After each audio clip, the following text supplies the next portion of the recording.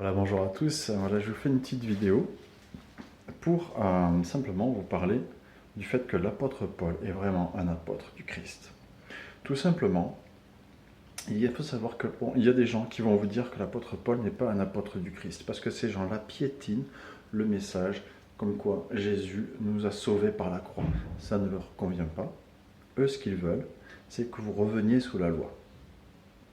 Donc, ce qu'ils vont faire, ils vont vous dire que l'apôtre Paul est un faux apôtre. Ils vont trouver des tas de raisons pour cela, des fausses raisons. Ne vous laissez pas avoir. Et d'ailleurs, ils vont vous dire aussi que l'épître aux Hébreux a été écrit par Paul. Or ça c'est faux. L'épître aux Hébreux, ça a été écrit par un auteur que nous ne connaissons pas. La preuve c'est que la salutation de début et de fin sont complètement différentes de ceux de Paul. La façon d'écrire est complètement différente. La façon d'expliquer. La seule chose qui vraiment est pareille, c'est l'explication de ce que Jésus a fait à la croix. Et c'est ça qui va gêner ces personnes qui veulent vous dire que Paul n'est pas un vrai apôtre. Donc ils vont vous dire que c'est lui qui a écrit l'épître aux Hébreux, parce qu'on retrouve la même doctrine de Jésus a donné son sang à la croix pour vous sauver, pour que c'est lui qui a accompli toute la loi et que vous n'avez pas besoin d'accomplir la loi. Eux, ils vont vous ramener sous la loi. Donc ils vont vous dire que c'est Paul qui a écrit l'épître aux Hébreux, et ça c'est absolument faux. Nous n'en savons rien, et même on peut même plutôt affirmer le contraire.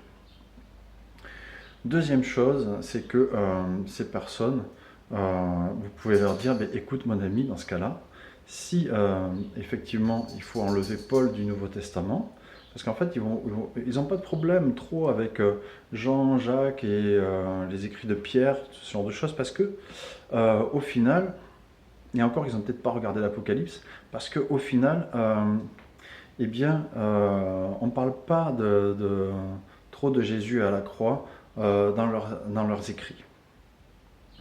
Et donc ça ne va pas les gêner, parce qu'ils peuvent toujours apporter leur doctrine de la loi. Leur but, c'est vraiment de vous ramener sous la loi et de vous détourner du véritable salut par la foi et qui a été acquis à la croix par Jésus. Donc ce que vous pouvez leur dire, c'est, mais mon ami, si je dois enlever les écrits de Paul, à ce moment-là, je dois aussi enlever les écrits de Luc, puisque Luc confirme le ministère de Paul dans les Actes des Apôtres. Et si je dois enlever les Actes des Apôtres, parce que du coup, de facto, si Luc confirme le ministère de Paul, c'est que Luc est un menteur. Mais si Luc est un menteur, ça veut dire que Jean, Pierre, Jacques et les autres apôtres sont des menteurs, puisque Luc confirme leur ministère dans les Actes des Apôtres. Ça veut dire aussi que, comme son évangile confirme aussi les autres évangiles, puisqu'il y a les mêmes personnages dedans, ça veut dire que c'est un faux évangile. Donc s'il y a les mêmes personnages dedans, ça veut dire qu'il faut enlever les autres évangiles. Au final, tu n'as plus rien dans ton Nouveau Testament. Et c'est ce que cherchent ces personnes-là. Que tu reviennes sous la loi et que tu abandonnes Jésus. Parce que ces personnes piétinent Jésus et piétinent le salut qu'il a acquis à la croix pour toi.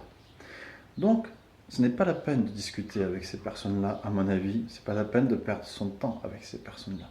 Priez pour elles, tout simplement. Priez, priez, priez. En tout cas, sois fondé en Christ. Fais bien attention, garde-toi de ce type de discussions qui sont vraiment chronophages et qui font perdre du temps et qui peuvent déstabiliser l'Église. C'est tout ce que ces personnes-là cherchent, à déstabiliser l'Église et à te déstabiliser dans ta foi. Sois fondé en Christ, sois fondé en Christ, sois fondé en Christ. Soyez bénis et une belle journée.